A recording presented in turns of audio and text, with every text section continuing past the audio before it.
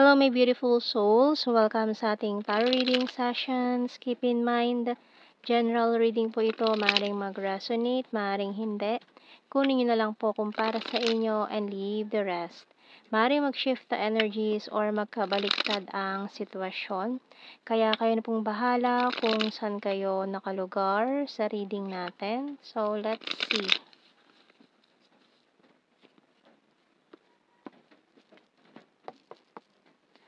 So, we have here the Six of Cups and the Tower. Ooh. And the Nine of Pentacles, the Magician. King of Wands and the Justice.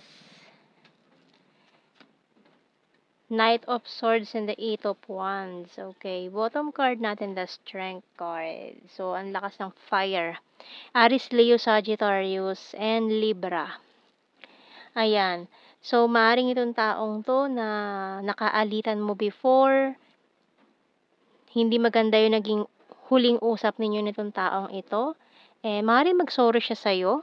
Humingi siya ng tawad this time kasi parang namimiss ka rin niya. Ganyan. So, tingnan natin.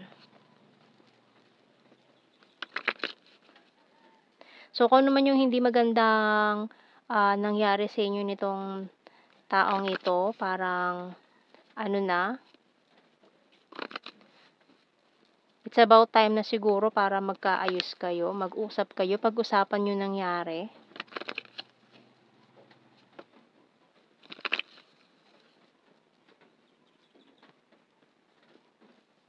So, we have here the shoes, waiting shed, binoculars, candle, newspaper, and lock.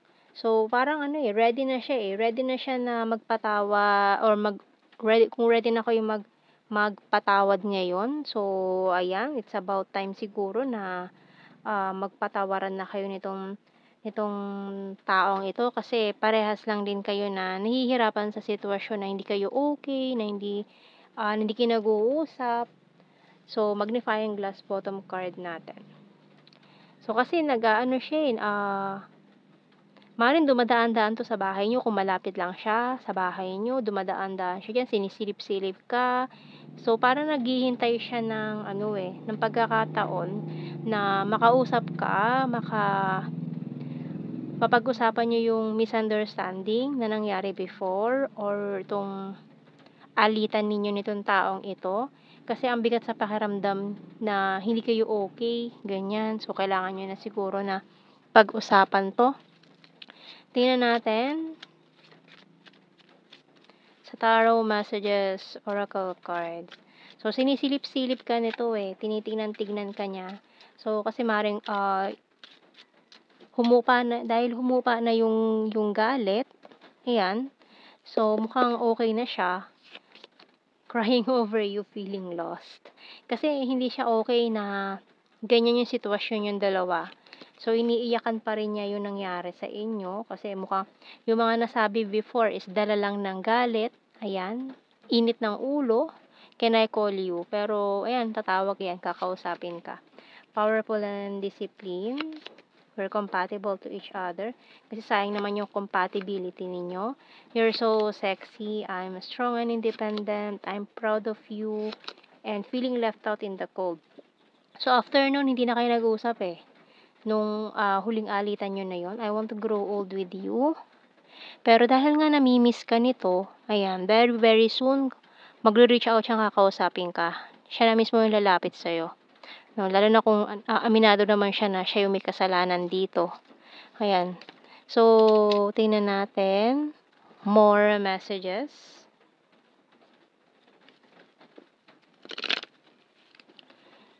So, minamanifest din kasi niya yun na magkaayos kayo. Maaaring isa yun sa mga New Year's resolution niya yata, yung magkaayos kayong dalawa. Ayan. So, tingnan natin. I know I messed up everything. So, alam niya, aminado naman siya sa mga nangyari, sa mga nagawa niya. Nasabotahin niya kung ano man tong meron kayo. Sayang yung friendship, sayang yung love, ganyan. The timing just wasn't right for us. It was my fault but I blamed you. Ayan. So, sinisisi ka pa niya pero na-realize din naman niya na kasalanan naman pala niya, no? So, ayan, mukhang aaminin naman niya yun sa'yo this time. So, ngayon parang nilululukin niya na yung pride niya about this. I hide behind material things. I regret lying to you. Ayan, yung mga kung ano man to naging ugat ng gulo, sigalot, misunderstanding, ayan. Pinagsisihan niya, I look for you everywhere. I want you and I lost myself for a little while. So, feeling niya kasi para siyang ligaw na tupa, walang patutunguhan yung buhay niya kapag wala ka. Kasi maaaring isa ka sa mga nagbibigay sa kanya ng light. Ayan. Or kung ano man tong naibibigay mo sa kanya na maganda or magandang ehemplo, ganyan, para sa kanya. Isa kang ganun. And I'm becoming a better person. Kasi malaki na itulong mo sa pagbabago nitong taong ito. So, tingnan natin. Kuha tayo ng initials. LN. K. KVI.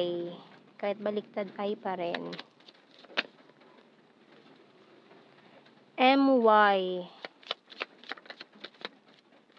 Letter E, R, P, pre. May pre, ha? Pre-S. S, bottom card natin. Ayan. So, kuha tayo ng blue card. We have here separation, mirroring, and wow, union of hearts. And let's see sa ating general signs and messages.